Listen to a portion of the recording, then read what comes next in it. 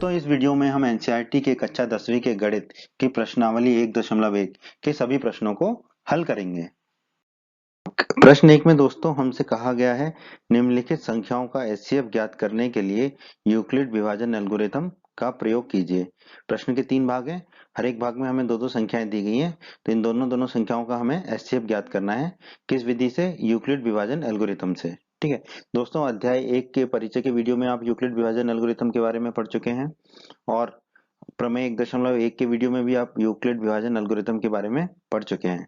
तो आइए अब हम यूक्लिड विभाजन एल्गोरिथम से एचसीएफ ज्ञात करते हैं। पहले भाग को हल करते हैं जिसमें हमें बताना है 135 और 225 का एचसीएफ क्या होगा। ठीक है दोस्तों, एल्गोरिथम क्या होती है? चरणों की श्रृंखला होती है, सुपरिभाषित चरणों की श्रृंखला। ठीक है, तो चरणबद्ध तरीके से हम एचसीएफ ज्ञात करेंगे। और यूक्लिड विभाजन एल्गोरिथम क्या होती है? हमारी यूक्लिड विभाजन एल्गोरिथम है चरणों की सुपरिभाषित श्रृंखला जिसमें हम दो पूर्णांकों का एचसीएफ ज्ञात करते हैं। तो वही हमें यहाँ पर ज्ञात करना है। ठीक है, तो सबसे पहले चरण 1 लिख लेते हैं हम। ठीक है, अब हम देखेंगे दोनों संख्याओं में कौन सी बड़ी है। तो 225 बड़ी है, 135 छोटी है। ठीक है, अब यूक्लिड विभाजन एल्गोरिथम में हम उपयोग करते हैं यूक्लिड विभाजन प्रमेयिका का। ठीक है, यूक्लिड विभाजन प्रमेयिका कहती है a बराबर बी क्यू धन r। ठीक है, हमें जो बड़ी संख्या है दोनों में उसको हम a मान लेते हैं, उसके बराबर रखते हैं बी क्यू धन r। छोटी संख्या उसमें गुणा करते हैं भागफल का, धन आता है शेषफल। ठीक है, तो अब हम क्या करेंगे 225 और 135 पर यूक्लिड विभाजन प्रमेयिका का प्रयोग करेंगे। ठीक है, और इसको इस रूप में लिखेंगे a बराबर बी क्यू धन r में। ठीक है, तो a की जगह तो आ जाएगा 225 हमारा, b की जगह 135। अब देखिए 225 में आप 135 का भाग देंगे तो एक ही बार जाएगा, तो हमने लिखा 225 बराबर 135 गुणा 1। ठीक है, फिर और शेषफल हमें मिलेगा 90, तो हमने लिख दिया 90। तो हमने इस रूप में लिख दिया a बराबर बी क्यू धन r के रूप में। यही हमारी यूक्लिड प्रमेयिका कहती है, यूक्लिड विभाजन प्रमेयिका। ठीक है, ये आपने परिचय के वीडियो में और प्रमेय 1.1 के वीडियो में देखा है। ठीक है, अब चरण 2 में हम देखते हैं कि क्या हमारा शेषफल शून्य नहीं है। हमारा शेषफल कितना है? 90 है। 90 शून्य तो नहीं है, इसलिए अब हम क्या करेंगे 135 और 90 पर यूक्लिड प्रमेयिका का प्रयोग करेंगे। ठीक है, 135 मतलब कि जो भाजक था वो, ठीक है, और जो शेषफल था। ठीक है, भाजक पे और शेषफल पर हम यूक्लिड विभाजन प्रमेयिका का प्रयोग करेंगे। अब उसी रूप में लिखेंगे। अब a हो जाएगा हमारे 135 और b हो जाएगा 90। तो हम लिखेंगे 135 बराबर 135 में 90 का भाग देंगे तो एक ही बार जाएगा, तो 135 बराबर 90 गुणा 1 और शेषफल बचेगा 45। ठीक है, तो अभी भी शेषफल शून्य नहीं आया है। तो अगले चरण में हम देखेंगे क्या शेषफल शून्य है? नहीं है, 45 शून्य नहीं है। तो अब हम क्या करेंगे, जो यहाँ पर भाजक है इस चरण में और जो शेषफल है, ठीक है, जैसे कि यहाँ पे भाजक है 90 और शेषफल है 45, तो 90 और 45 पर यूक्लिड प्रमेयिका का प्रयोग करेंगे। ठीक है, उसे इस रूप में लिखेंगे। तो 90 बराबर हमें लिखना पड़ेगा 45 के रूप में। ठीक है, तो हम लिखेंगे 90 बराबर 45 गुणा 2 धन 0, क्योंकि 90 में जब हम 45 का भाग देंगे तो हमें 2 प्राप्त होगा। ठीक है, भागफल 2 प्राप्त होगा और शेषफल 0 प्राप्त होगा। अब यहाँ पर हमारा शेषफल 0 आ गया है। ठीक है, तो इसलिए हमारी जो प्रक्रिया है यूक्लिड विभाजन एल्गोरिथम की यही समाप्त हो जाती है। और हम कह सकते हैं इस चरण में, आखिरी चरण में जहां शेषफल 0 प्राप्त हुआ, वहां पर जो हमें भाजक था हमारा, यहाँ पर क्या था भाजक 45। ठीक है, यहाँ पर भाजक 45 है।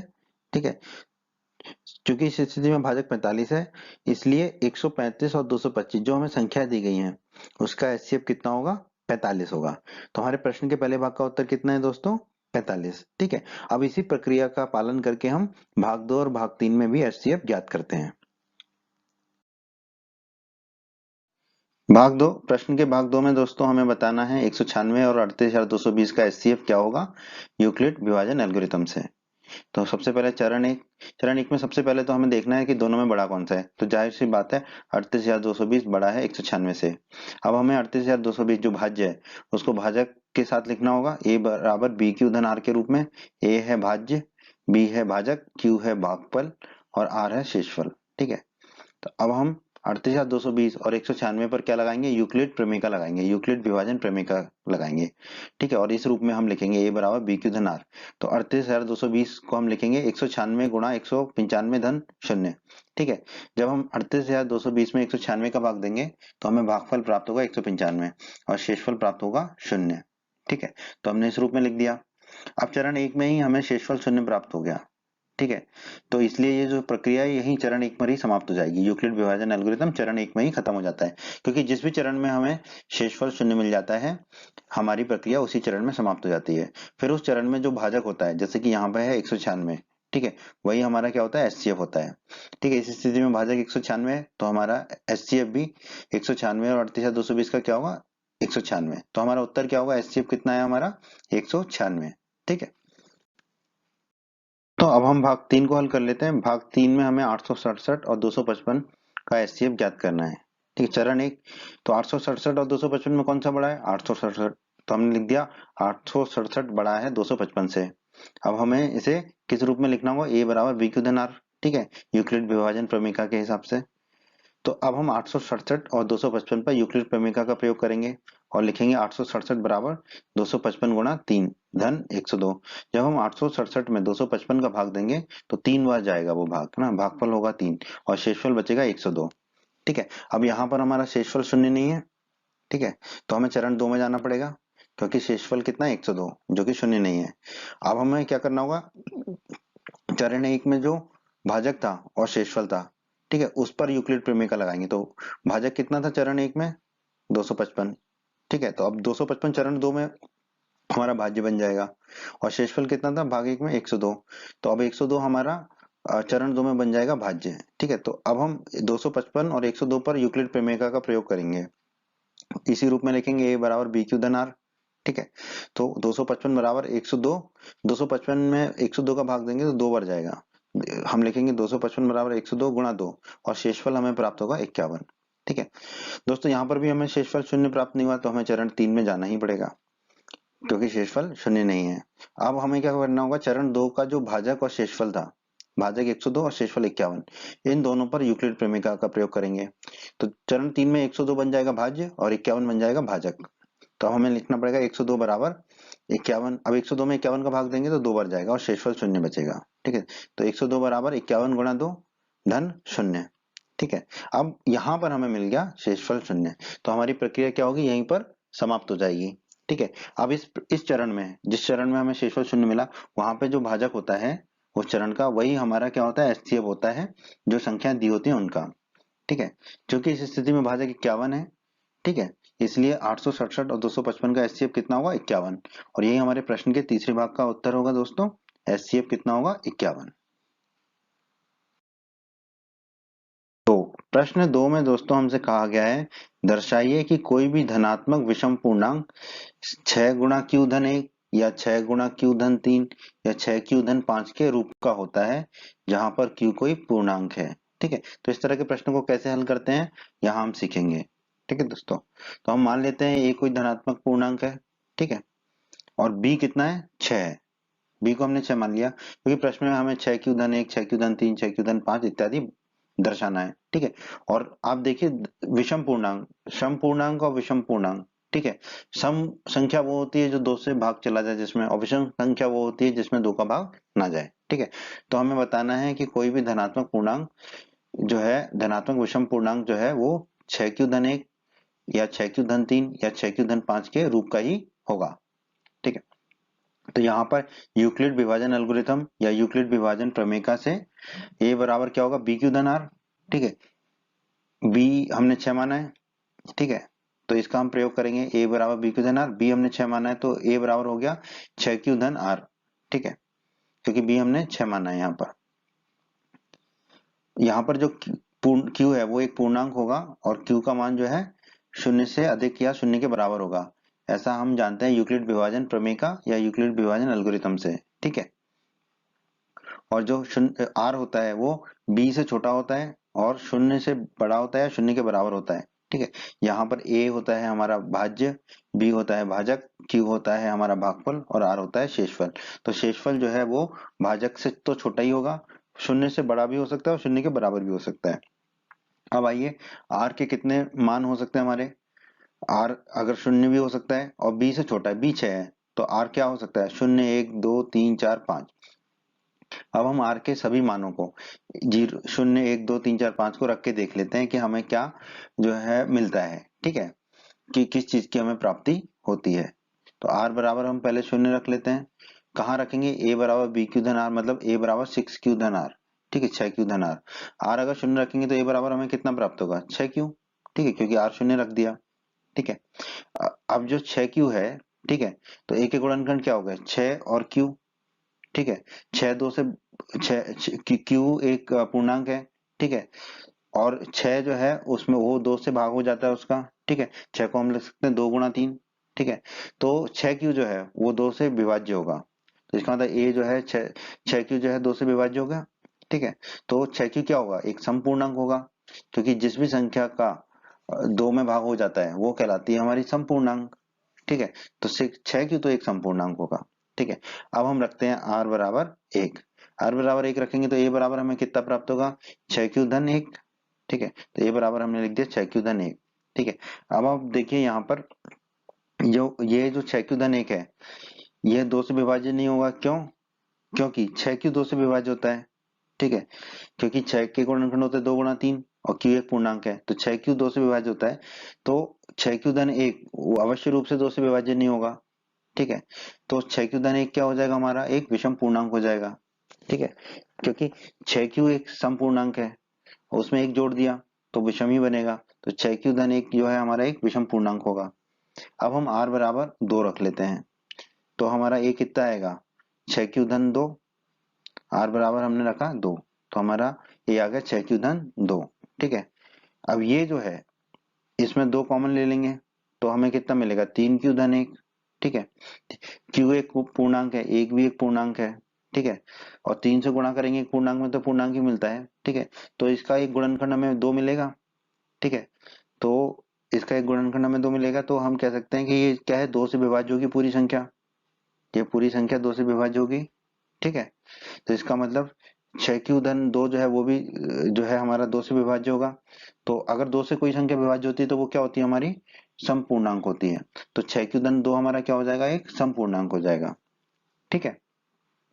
अब हम r बराबर रख लेते हैं 3, ठीक है, r बराबर 3 रख लेते हैं, तो a बराबर कितना मिलेगा, 6 क्यू धन 3, a बराबर हमें मिलेगा 6 क्यू धन 3, ठीक है।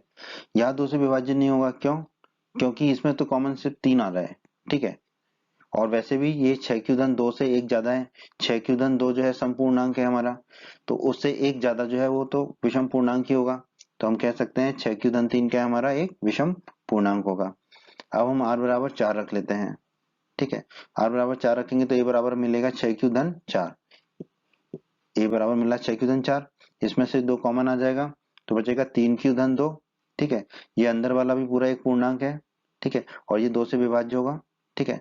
तो ये 6 क्यू धन 4 क्या है, हमारा 2 से विभाज्य होगा, ठीक है। कोई भी संख्या 2 से विभाज्य होती है तो वो क्या कहलाती है, हमारी समपूर्णांक, तो 6 क्यू धन 4 क्या होगा, हमारा एक समपूर्णांक होगा। अब हम r बराबर रख लेते हैं 5, ठीक है। r बराबर 5 रखेंगे तो a बराबर मिलेगा 6 क्यू धन 5, a बराबर रख दिया हमने 6 क्यू धन 5, ठीक है। अब आप देखिए 6 क्यू धन 4 हमारी एक सम संख्या थी, ठीक है। तो एक सम पूर्णांक में 6 क्यू धन 5, उसमें एक जोड़ दिया, 4 में एक जोड़ा तो 5 मिला, तो किसी भी सम संख्या में एक जोड़ते हैं तो वो संख्या 2 से विभाज्य नहीं होती, और वो संख्या फिर क्या कहलाती है, हमारी विषम पूर्णांक। तो 6 क्यू धन 5 हमारा हो गया विषम पूर्णांक। अब आप देखिए हरे हरे रंग में हमने विषम पूर्णांक को लिख रखा है, ठीक है।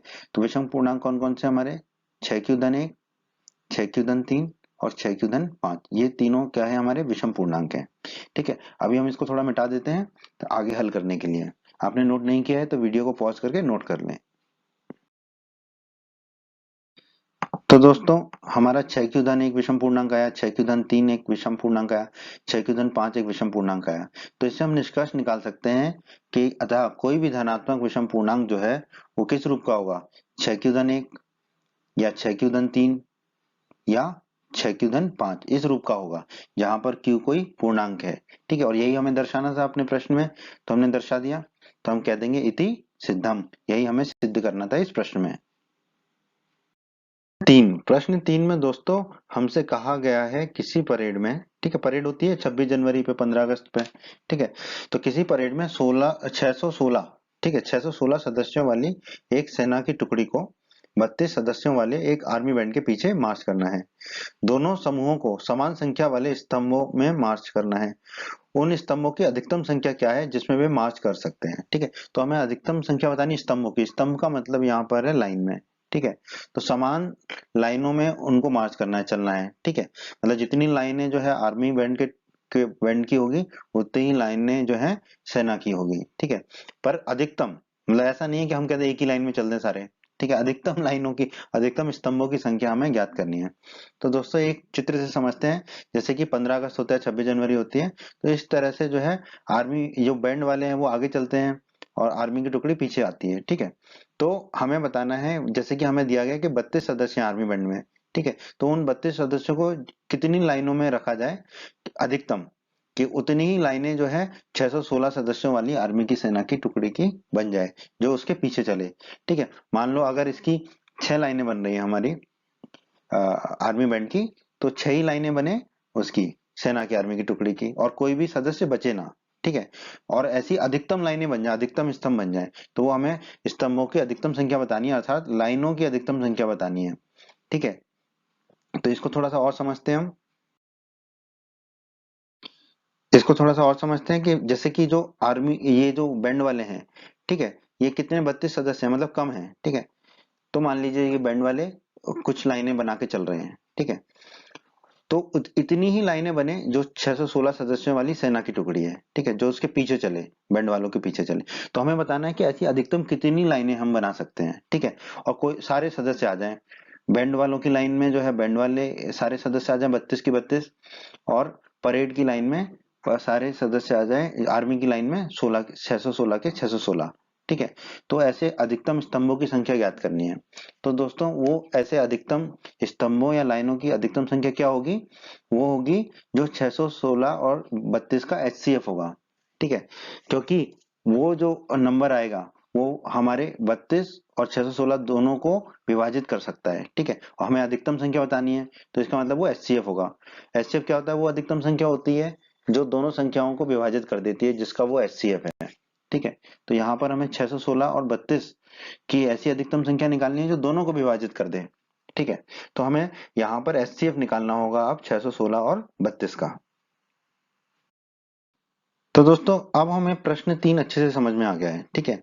तो अब हमें स्तंभों की अधिकतम संख्या ज्ञात करनी है, तो वो क्या होगी, 616 और 32 का एचसीएफ होगा, ठीक है। अब हम क्या करेंगे, यूक्लिड विभाजन एल्गोरिथम से ये एचसीएफ ज्ञात कर लेंगे, अन्य विधि से भी कर सकते हैं, ठीक है। बट चूंकि जो प्रश्न है वो प्रश्नावली 1.1 में दिया गया है, तो हम यूक्लिड विभाजन एल्गोरिथम का ही अध्ययन कर रहे हैं इस प्रश्नावली में, तो उसी से हम निकालते हैं।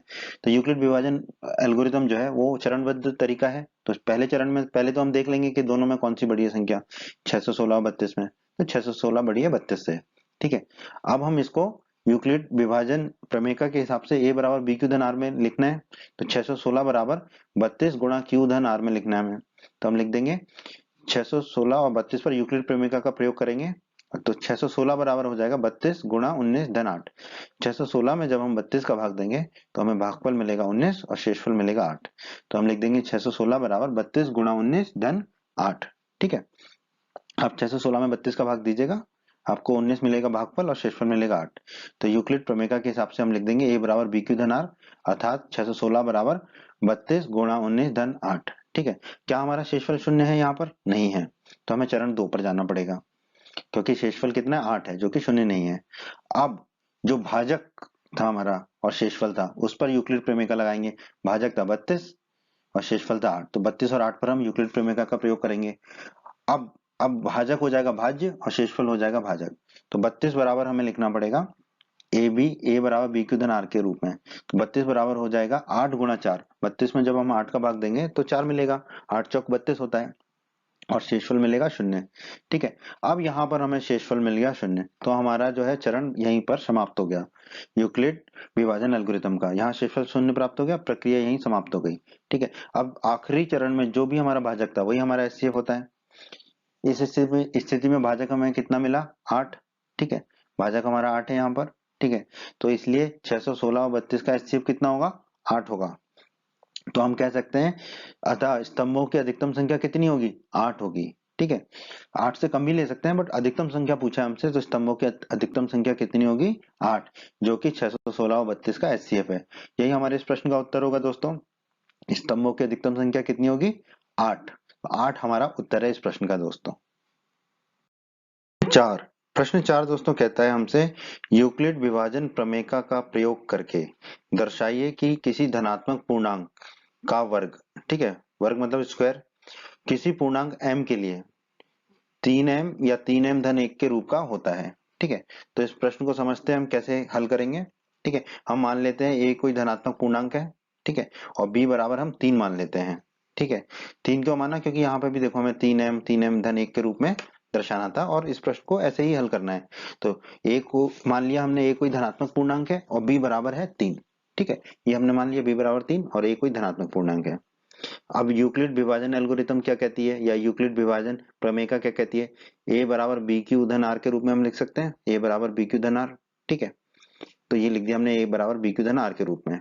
b हमने कितना माना 3, तो a बराबर क्या हो जाएगा 3 क्यू धन आर। ठीक है, यहाँ पर जो है a बराबर हो गया हमारा 3 क्यू धन आर, क्योंकि b हमने 3 माना है। ठीक है, यहाँ पर पूर्ण q क्या है, एक पूर्णांक है, ये बहुत जरूरी है, याद रखिए q एक पूर्णांक है और उसका जो मान है वो शून्य से अधिक है। ठीक है, शून्य से अधिक है। ठीक है, या शून्य के बराबर भी हो सकता है, शून्य के बराबर या शून्य से अधिक होगा q का मान। ठीक है, शून्य भी हो सकता है, शून्य से ज्यादा भी हो सकता है। ठीक है, और r का जो मान है, r शेषफल होता है, तो r का मान जो है वो b के मान से कम होता है हमारा। ठीक है, और शून्य के बराबर हो सकता है, r शेषफल शून्य हो सकता है या शून्य से अधिक हो सकता है। ठीक है, b कितना है 3 है, तो हम लिख देंगे r के मान कितने हो सकते हैं, शून्य, 1, 2। ठीक है, क्योंकि b 3 है, b r का मान 3 से कम होगा, b से कम होगा, तो r के संभावित मान क्या होंगे। ठीक है, 1, 2 और 3। तो अब हम r के संभावित मान के लिए इसको हल करेंगे। ठीक है, तो पहले हम हल कर लेते हैं r बराबर शून्य के लिए। r बराबर शून्य रख दीजिए यहाँ पर, a बराबर 3 क्यू धन r में, तो हमें a बराबर कितना मिल जाएगा 3 क्यू। ठीक है, अब दोनों तरफ वर्ग कर देते हैं। ठीक है, तो बाईं तरफ मिलेगा a का वर्ग और दाईं तरफ होगा 3 क्यू का वर्ग। ठीक है, a का वर्ग बराबर 3 क्यू का वर्ग, 3 क्यू का वर्ग कितना होगा, 3 का वर्ग 9 और q का वर्ग q वर्ग। ठीक है, तो a का वर्ग हमें कितना मिल जाएगा 9 गुणा q का वर्ग। ठीक है, क्योंकि 3 का वर्ग होता है 9। अब हम क्या करेंगे, 9 को लिख देंगे 3 गुणा 3, तो ये हो गया हमारा 3 गुणा 3 क्यू का वर्ग। ठीक है, 9 को बस हमने लिखा 3 गुणा 3। चूंकि क्यू पूर्णांक है, मैंने कहा था दोस्तों यहाँ ध्यान देना है, क्यू एक पूर्णांक है हमारा। ठीक है, अब देखिए अगर क्यू एक पूर्णांक है, ठीक है, तो क्यू का वर्ग भी पूर्णांक होगा, क्यू का वर्ग पूर्णांक होगा। ठीक है, और अगर उस पूर्णांक को हम दूसरे पूर्णांक 3 से गुणा करेंगे तो हमें एक पूर्णांक ही प्राप्त होगा। ठीक है, ये कक्षा 9 के अध्याय 1 में आप लोग पढ़ चुके हैं। ठीक है, उसके भी हमारे वीडियोस हैं कक्षा 9 के अध्याय 1 के। अगर आपको यहाँ कुछ दिक्कत आ रही है तो वो वीडियोस अवश्य देखें, आपको पूरा समझ में आ जाएगा कि एक पूर्णांक का जो वर्ग है वो भी पूर्णांक होता है, और एक पूर्णांक को दूसरे पूर्णांक से गुणा करें तो भी हमें पूर्णांक प्राप्त होता है। ठीक है, तो हम चूंकि क्यू पूर्णांक है तो हम कह सकते हैं 3 क्यू का वर्ग, 3 क्यू स्क्वायर भी एक पूर्णांक होगा। ठीक है, अब हम मान लेते हैं 3 क्यू स्क्वायर बराबर एम, मान लेते हैं। ठीक है, क्योंकि एक पूर्णांक है हमें एम के रूप में ही दिखाना था, तो 3 क्यू स्क्वायर को हमने मान लिया एम। तो यहाँ पे 3 क्यू स्क्वायर की जगह क्या रख देंगे हम एम, तो ए का वर्ग क्या हो जाएगा हमारा 3 गुणा एम, तो ए का वर्ग आ गया हमारा 3 गुणा एम। ठीक है, तो देखो 3m के रूप में तो आ गया ए का वर्ग। ठीक है, अब हम r बराबर 1 और 2 रख के देख लेते हैं कि किस रूप में आता है। ठीक है, r बराबर 1 रख लेते हैं, r बराबर 1 रखेंगे तो a बराबर कितना आएगा 3 क्यू धन 1। ठीक है, तो क्योंकि r की जगह 1 रख देंगे तो a बराबर आ जाएगा 3 क्यू धन 1। ठीक है, अब दोनों तरफ फिर से वर्ग कर लेंगे, तो ये तो a का वर्ग हो जाएगा और ये 3 क्यू धन 1 का वर्ग। अब आप जानते हैं a धन b का वर्ग होता है a का वर्ग धन b का वर्ग धन 2 गुणा a गुणा b। ठीक है, तो इसको खोल लेंगे, तो 3 क्यू का वर्ग हो जाएगा 9 क्यू का वर्ग जो हमने अभी निकाला था। ठीक है, 3 क्यू का वर्ग हो जाएगा 9 क्यू का वर्ग। ठीक है, फिर 2 गुणा ए गुणा बी, 2 गुणा ए है 3 क्यू, 2 गुणा 3 क्यू मतलब 6 क्यू, गुणा बी मतलब 1, 1 का गुणा किसी में भी करें तो वही होता है, तो हमें 2 गुणा 3 क्यू गुणा 1 मिलेगा 6 क्यू, और 1 का वर्ग मिलेगा हमें 1, तो 3 क्यू धन 1 का वर्ग मिलेगा हमें 9 क्यू का वर्ग धन 6 क्यू धन 1। ठीक है, अब हम क्या करेंगे, ये जो दो हमारे पहले और दूसरी हैं 9 क्यू का वर्ग और 6 क्यू, ठीक है, जो दो पद हैं पहला और दूसरा, उसमें से 3 कॉमन ले सकते हैं, तो 3 कॉमन ले, क्यू भी ले सकते थे कॉमन, बट क्यू हमें लेना नहीं है क्योंकि हमें प्रश्न को हल करना है। ठीक है, इस बात को आप समझिएगा। ठीक है, हमने सिर्फ 3 को लिया, तो अंदर क्या बच जाएगा 9 क्यू के वर्ग में से 3 को कॉमन लेंगे तो 3 क्यू का वर्ग। ठीक है, 6 क्यू में से 3 को कॉमन लेंगे तो बचेगा 2 क्यू, और 1 को ऐसे ही रहने दिया। ठीक है, अब चूंकि ये एक पूर्णांक क्यू एक पूर्णांक है, हमारा क्यू एक हमारा पूर्णांक है, तो अब देखिए 2 गुणा क्यू भी एक पूर्णांक होगा, 3 क्यू स्क्वायर तो एक पूर्णांक है, ये हमने अभी देखा था, और दो पूर्णांकों का योग भी एक पूर्णांक होता है। ठीक है, ये कक्षा 9 के अध्याय 1 में आप पढ़ चुके हो। अगर आपने हमारे वो वीडियो नहीं देखे तो उन्हें भी अवश्य देखें।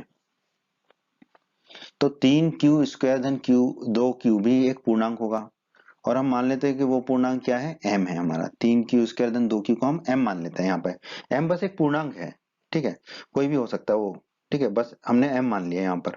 अब यहाँ पर m रख देंगे 3 क्यू स्क्वायर धन 2 क्यू की जगह, तो हमें a का वर्ग कितना मिलेगा, 3m धन 1। तो हमें a स्क्वायर मिल गया 3m धन 1।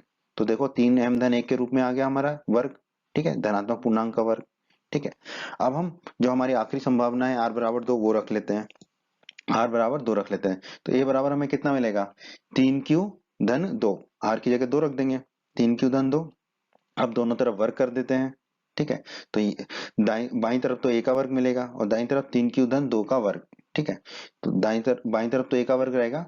अब a धन b का वर्ग होता है, a का वर्ग धन 2 a b धन b का वर्ग, तो 3q का वर्ग होगा 9q का वर्ग, ठीक है। 2 गुणा ए भी होगा, 2 गुणा 3q गुणा 2, तो 2 गुणा 3q 6q, 6q गुणा 2 12q, ये आ गया, और 2 का वर्ग हो गया 4। ठीक है, अब हम क्या करेंगे, 4 को लिख देंगे 3 धन 1, लिख सकते हैं, बिल्कुल लिख सकते हैं। ऐसा हम क्यों कर रहे हैं, क्योंकि हमें 3m धन 1 के रूप में लाना है, एक रखना है अलग से, ठीक है, रख दिया। अब तो हमने बस यहाँ पे क्या किया, इस पद में मतलब इस स्टेप में हमने किया, 4 की जगह रखा 3 धन 1, ठीक है, बस। अब अब देखिए जो शुरू के 3 पद है हमारे, ठीक है, 9q का वर्ग धन 12q धन 3, इसमें से हम 3 कॉमन ले लेंगे, ठीक है। 3 कॉमन लेंगे तो 9q स्क्वायर में से 3 कॉमन लेंगे तो 3q स्क्वायर बचेगा, 12q में से 3 कॉमन लेंगे तो 4q बचेगा, और 3 में से 3 कॉमन लेंगे तो 1 बचेगा। तो ये आ गया हमारा। अब आप देखिए, चूंकि q एक पूर्णांक है जैसा कि ऊपर दिया गया है, तो 3q का स्क्वायर भी एक पूर्णांक होगा, ये हम देख ही चुके हैं। और 4q भी एक पूर्णांक होगा, क्योंकि एक पूर्णांक का 4 से गुणा करेंगे एक पूर्णांक से तो पूर्णांक ही मिलता है, और एक तो एक पूर्णांक है ही, और तीनों पूर्णांकों का योग भी एक पूर्णांक होगा। तो हम कह सकते हैं चूंकि q एक पूर्णांक है, इसलिए 3q स्क्वायर धन 4q धन 1 भी एक पूर्णांक होगा, और उसे हम कितना मान लेते हैं, m मान लेते हैं। 3q स्क्वायर धन 4q धन 1 को हम मान लेते हैं m। अब ये 3q स्क्वायर धन 4q धन 1 का मान m यहाँ रखेंगे, तो हमें a का वर्ग कितना मिलेगा, 3m धन 1, 3m धन 1 मिला, तो 3m धन 1 के रूप में मिल गया हमें। तो हमने तीनों कंडीशन में देख लिया कि जो है हमें वर्ग किस रूप में मिल रहा है, या तो 3m के रूप में, या 3m धन 1 के रूप में, या 3m धन 1 के रूप में, मतलब कि 3m या 3m धन 1 के रूप में मिल रहा है। हमने देखा कि जो किसी भी धनात्मक पूर्णांक का वर्ग है, ठीक है, जो हमने एक धनात्मक पूर्णांक ये माना था, किसी भी धनात्मक पूर्णांक का वर्ग जो है वो किस रूप में हमें मिला था, या तो 3m या फिर 3m धन 1 के रूप में, और यही हमें दर्शाना था। तो हम कह सकते हैं अतः किसी धनात्मक पूर्णांक का वर्ग किसी पूर्णांक m के लिए 3m या 3m धन 1 के रूप का होता है, यही हमें दर्शाना था अपने प्रश्न में। तो हम कह सकते हैं इति सिद्धम, यही हमें सिद्ध करना था। प्रश्न 5 दोस्तों प्रश्न 4 की तरह ही है। इसमें हमसे कहा गया है यूक्लिड विभाजन प्रमेय का प्रयोग करके दर्शाइए किसी धनात्मक पूर्णांक का जो घन है वो 9m या 9m धन 1 या 9m धन 8 के रूप का होता है, ठीक है। तो बिल्कुल जैसे कि प्रश्न 4 को हल किया था हमने प्रश्न 4 के वीडियो में, वैसे ही इसको हल करेंगे, ठीक है। तो मान लेते हैं a कोई धनात्मक पूर्णांक है तथा b बराबर 3 है, वो मान लेते हैं हम यहाँ पर। तो यूक्लिड विभाजन एल्गोरिथम से क्या होगा, a बराबर b क्यू धन r, ये हमें पता है, ये हम अच्छे से पढ़ चुके हैं हमारे परिचय के वीडियो में भी, और प्रमेय 1.1 के वीडियो में भी। बी कितना माना है हमने, 3, तो ए बराबर कितना होगा हमारा, पहले तो इसको लिख लेते हैं, ए बराबर बी क्यू धन आर। अब बी है हमारा 3, तो बी का मान 3 रख देते हैं, तो ए बराबर हो जाएगा 3q धन आर, ठीक है। ए बराबर हो जाएगा 3q धन आर, जहां पर जो है q हमारा एक पूर्णांक है, और q का मान जो है या तो शून्य होगा या शून्य से अधिक होगा। आर का मान क्या होगा दोस्तों, आर का मान होगा शून्य या शून्य से अधिक, किंतु बी से कम, ठीक है, किंतु बी से कम, ये हम जानते हैं, ये यूक्लिड विभाजन एल्गोरिथम में आप अच्छे से पढ़ चुके हैं, ठीक है। बी का मान है 3, तो आर के संभावित मान क्या होंगे, 0 1 2, ठीक है, क्योंकि 3 तो हो नहीं सकता 3 से कम, तो 0 1 और 2। अब हम आर बराबर 0, आर बराबर 1 और आर बराबर 2 के लिए देखेंगे कि हमारा ए का घन कितना आता है, ठीक है, क्योंकि हमें घन के लिए दिखाना है, ठीक है, किसी पूर्णांक का घन, घन मतलब क्यूब, ठीक है, घात 3। तो हम आर बराबर 0 के लिए शुरू करते हैं, ठीक है। ए बराबर आर बराबर शून्य रखेंगे, अगर हम ए बराबर 3 क्यू धन आर में आर बराबर शून्य रखेंगे तो ए बराबर कितना मिलेगा हमें, 3 क्यू। तो ए बराबर हमें मिला 3 क्यू। अब दोनों तरफ घन ले लेते हैं, तो ये हो जाएगा ए क्यूब, ए का क्यूब। ठीक है, ये हो जाएगा 3 क्यू का क्यूब। ठीक है, 3 क्यू का क्यूब मतलब 3 का क्यूब गुणा क्यू का क्यूब।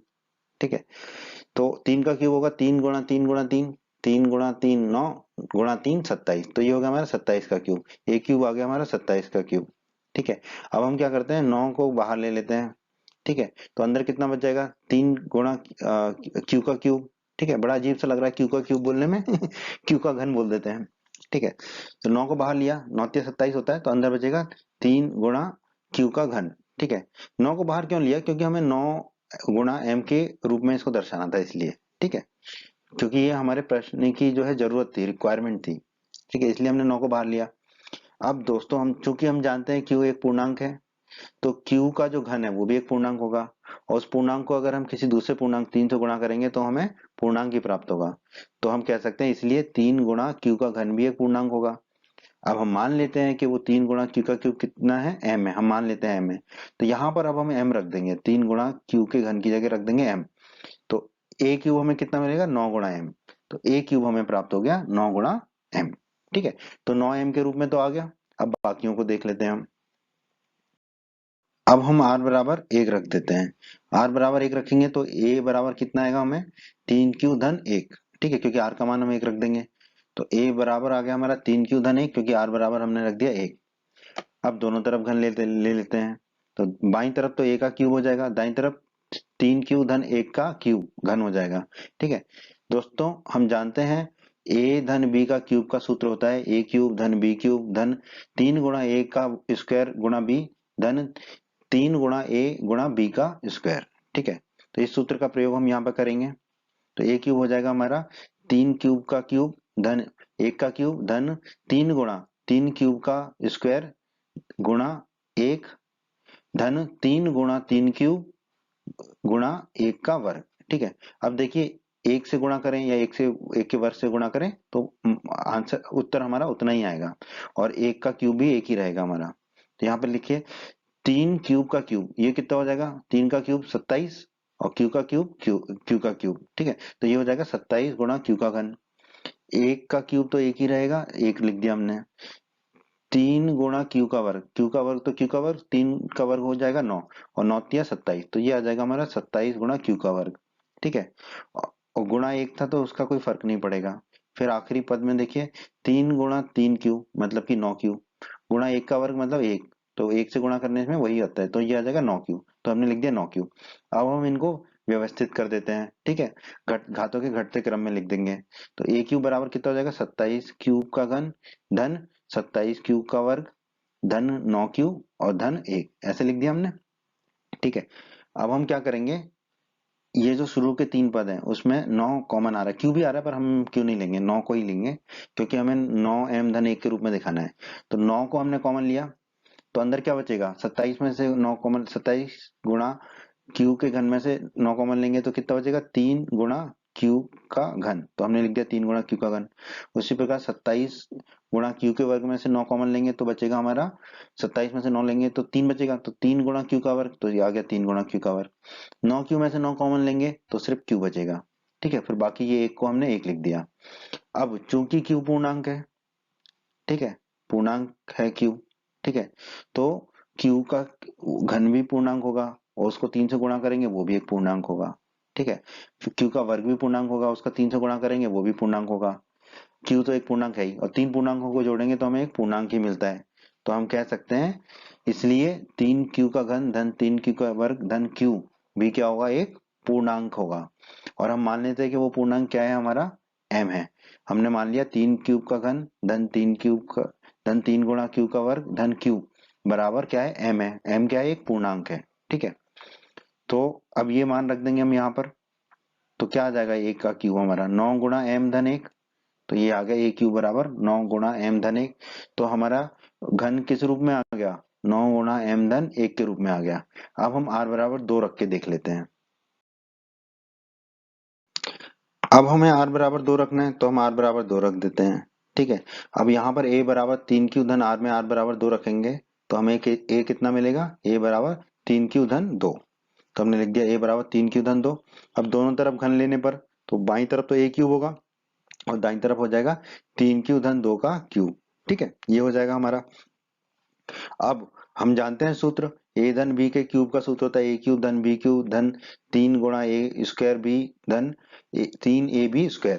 ठीक है, तो इस सूत्र का प्रयोग करेंगे और 3q/2 के क्यूब को खोल लेंगे। तो ए क्यूब बराबर हो जाएगा 3 क्यूब का क्यूब धन 2 का क्यूब धन 3 गुणा 3 क्यूब का वर्ग गुणा 2 धन 3 गुणा 3 क्यूब गुणा 2 का वर्ग। ठीक है, ये आ गया हमारा। अब इसको हल कर लेते हैं हम। ठीक है, 3 क्यूब का क्यूब हो जाएगा 27 क्यूब का क्यूब, 2 क्यूब हो जाएगा 2 गुणा 2 गुणा 2 मतलब कि 8, 2 गुणा 2 गुणा 2 8 होता है। 3 गुणा 3 क्यूब का वर्ग हो जाएगा 9 गुणा क्यूब का वर्ग और 9 तिया हो जाएगा 27। ठीक है, 9 तिया 27। ठीक है, और 27 गुणा 2 कितना हो जाएगा हमारा 54। तो ये आ गया हमारा 54। ठीक है, 54 गुणा क्यू का वर्ग। ठीक है, इस तरह से आ गया। फिर है हमारा 3 गुणा 2 का वर्ग, 2 का वर्ग 4, 4 तिया 12, 12 तिया 36 और एक क्यूब है तो ये हो गया 36 क्यूब। ठीक है, ये हमारा आ गया।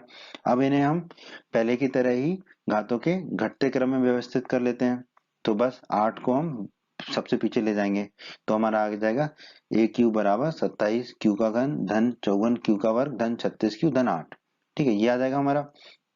अब इसमें से भी हम क्या कर कॉमन ले लेते हैं, 9 कॉमन ले लेंगे। ठीक है, क्योंकि हमें 9m धन 8 के रूप में दिखाना है। 9 कॉमन लेंगे शुरू के 3 पदों में से, तो 27 में से 9 कॉमन लेंगे तो 3 बचेगा, तो ये हो जाएगा 3 क्यू का क्यूब लिख दिया। 54 में से 9 कॉमन लेंगे तो बचेगा 6, तो ये हो जाएगा 6 क्यू का वर्ग, तो लिख दिया 6 क्यू का वर्ग। 36 में से 9 कॉमन लेंगे तो बचेगा 4, तो ये हो जाएगा 4 गुणा क्यू, 4 गुणा क्यू, और 8 वैसे ही रहा। अब हम जानते हैं क्यू एक पूर्णांक है।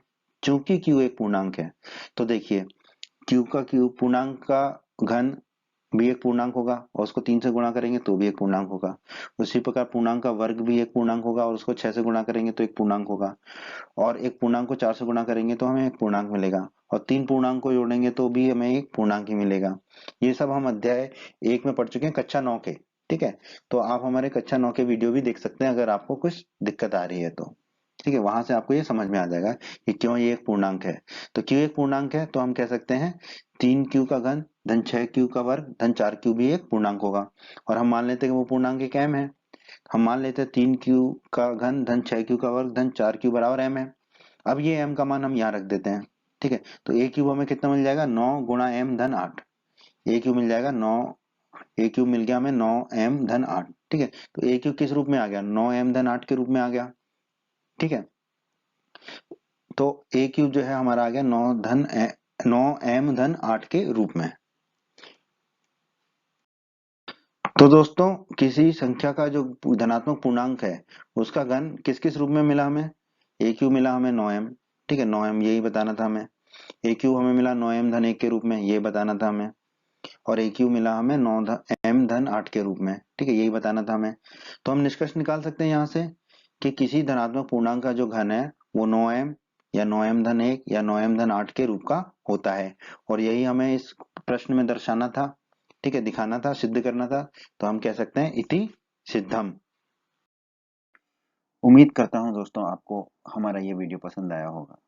आप हमारे YouTube चैनल को सब्सक्राइब करें, इस वीडियो को लाइक करें, इस वीडियो को शेयर करें और अपने सभी हिंदी माध्यम के दोस्तों को हमारे चैनल के बारे में और हमारे वीडियो के बारे में बताएं, ताकि हिंदी माध्यम के अधिक से अधिक छात्र हमारे चैनल और वीडियोस का अधिक से अधिक लाभ ले सकें। धन्यवाद दोस्तों।